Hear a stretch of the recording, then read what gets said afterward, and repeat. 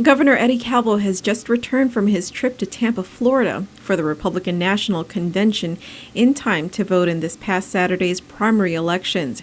The governor shares with PNC News some of his thoughts on the outcome of the election and on the Republican Party. While the Democratic candidates outnumbered their counterparts in votes, the Republican governor is not discouraged. What I saw is indicative of how Guam politics and elections have been since I was a child. The Democrats always have a bigger turnout in primaries. That's just how it's always been. It's the demographic. There are more Democrats in this island. But there have also been numerous elections where you have Republican governors and Republican majorities. Governor Calvo also observed other signs of the people of Guam showing their support for the GOP.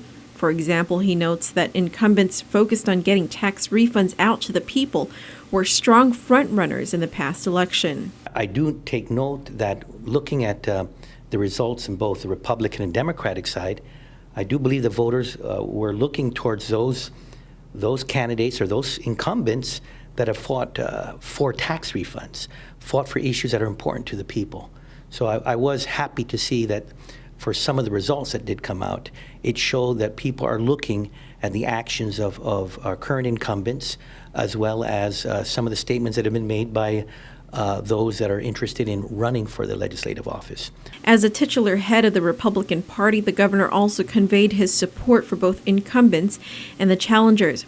Governor Calvo shares some of his experiences at the GOP convention and the similarities he observed between the federal government and Guam. The important thing is some of the statements and what are important issues that are being brought forward in the presidential election and how some of these are so similar to what we have in Guam.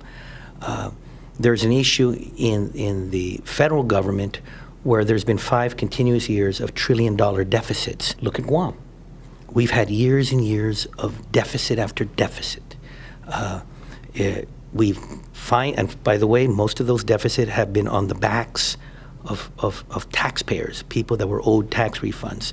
I see so many similarities. I do believe that from the results of the primary election, we have many, many viable candidates in the Republican side that I do believe have strong prospects for victory. And with that in mind, I think we have a strong chance for a Republican majority. Okay.